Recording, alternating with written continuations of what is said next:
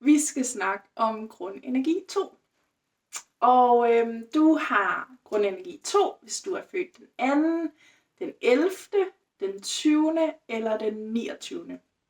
Fordi så tænker man måske 29, hvordan kan det give et total? Men hvis du tager 2'eren og 9'eren og plusser det, så får du 11. Og hvis du plusser de to ettaller, så får du et total. Så hvis du er 2'er, som er en kombination af den 29., så har du både 2 og 9 med dig, som har en stor betydning for din personlighed, plus du har de to ettaller med dig, som har en stor betydning for dig, og et total, så det er meget mere komplekst end bare lige som så. Så når du har en 2'er med dig, så er du meget blid og blød og kærlig og omsorgsfuld. 2'eren er den fødte pleaser. Elsker at gå ind i andres energier, mærker, uden overhovedet at ville alle andres energier. Og kan rigtig godt lide at hjælpe på den måde. Så især hvis du er en 11-2'er, så kan du godt lide at skride til handling. Nu skal der ske noget. Nu skal jeg hjælpe dig, og du skal ikke engang bede om hjælpen. Jeg kommer bare og gør det, fordi jeg har lige mærket, hvad det er, du har behov for hjælp til.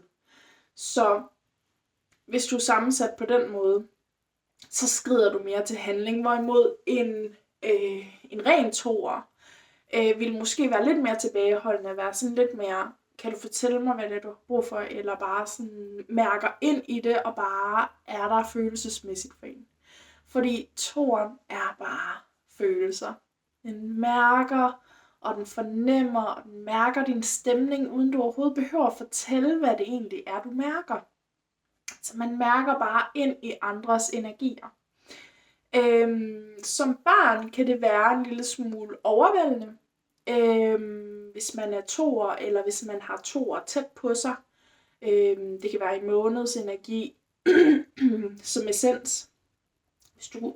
Hvis du går og mærker andres stemninger, og der ikke er nogen, der har lært dig at pakke dig ind energimæssigt, så kan det være rigtig overvældende at være ude, fordi du kan mærke en hel masse rundt om dig, du kan mærke en hel masse følelser, og det kan være nogle gange, at det er nogle glade følelser, men det kan også være, at der er nogle andre, der er kede af det, og så tager du det ind, som om, at du selv er ked af det.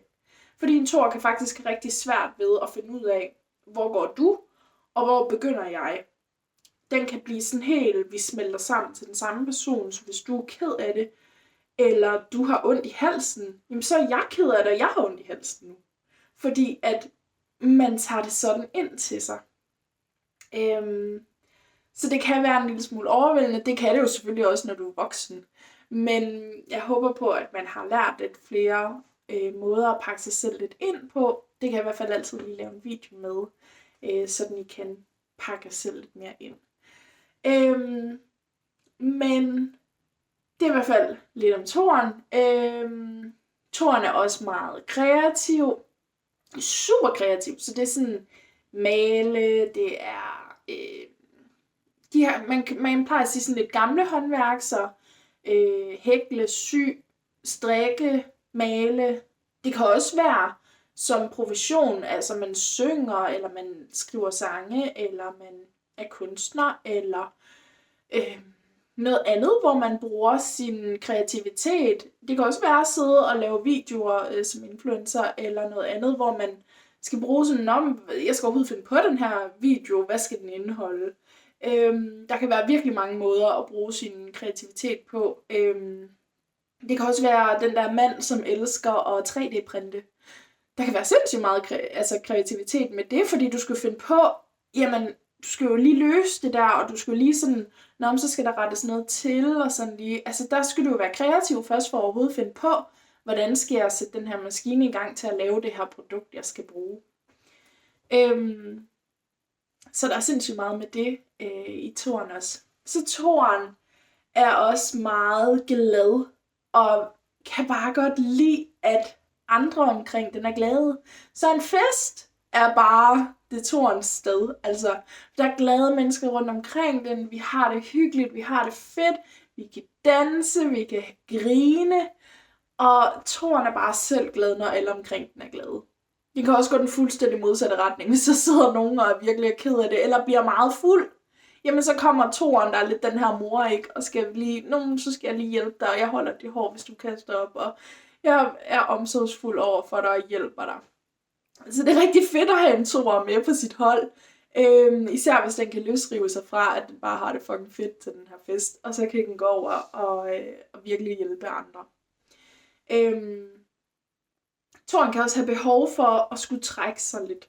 Fordi der sker meget uden omkring den. Og igen, den mærker andre personer. Den kan nemt blive drænet af at være så meget sammen med andre og have behov for til at finde hjem i sig selv. Men toren kan ikke selv finde ud af at bede om det.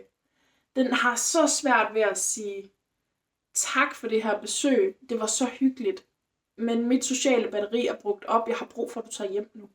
Jeg har brug for bare at være mig selv lige nu. Eller i et parforhold. Og sige, jeg springer lige fra og ser fjernsyn på sofaen lige nu. Jeg går lige op selv og læser en bog. Eller maler. Eller er kreativ på en anden måde. Fordi jeg har bare lige behov for lige at trække mig lidt ind i mig selv. Og bare lige lade mig selv op på den her måde. Men det kan toren have sindssygt svært ved at bede om. Og den kan have sindssygt svært ved at måske komme til at støde nogle andre, eller træde dem over tæerne. Der vil jo ikke noget være... Der vil jo ikke være noget værre for toren, end hvis den var nødt til at træde nogle andre over tæerne, mens at den tog sig af sig selv. Det kan føles egoistisk for toren, og det kan den ikke lide. Så hvis du kan genkende dig selv i det her, så må det betyde, at du har toren med dig et sted. Det kan være et sted, du ikke lige kan genkende dig. Altså, det kan være, at det ikke lige er i hverken din grundenergi, din månedsenergi eller dit årsenergi. Det kan være, at du har den inde i dit horoskop, som kan være lidt sværere at regne ud, hvor delen det er henne. Men hvis du kan genkende dig selv i det her, så er den video lige præcis til dig. Og hvis du ikke ved, hvad jeg snakker om, hvad grundenergier er og så videre, så har jeg lavet en video tidligere, som forklarer lidt om, hvad grundenergier er, hvad nytidsnumerologi i det hele taget er, hvad det jeg kan, hvad det jeg prøver at formidle til jer, som altid kan gå ind og se, og så kan I lige få en forklaring på, hvad er det her, jeg egentlig snakker om. Men jeg håber, at det var brugbart for dig, og det var noget, du føler dig set i, og du kunne genkende dig selv i det. Hvis der er nogle ting, du ikke kan genkende dig selv i, så er det fordi, at du er nede i en lave vibration. Men bare ved at høre det, jeg har at sige her, kommer du faktisk naturligt højere op i den høje vibration, og så vil det begynde at virke lidt mere genkendende. Eller det kan også være der tidligere i dit liv, at du har kunne kende det her, eller der tidligere i dit liv, du ikke har kunne kende det, men du kan nu, fordi du er kommet højere op i den høje vibration nu. Så super fedt, at du havde lyst til at se med, og jeg håber, at du har lyst til at lære mere omkring dig selv. Jeg er glad for, at du er her.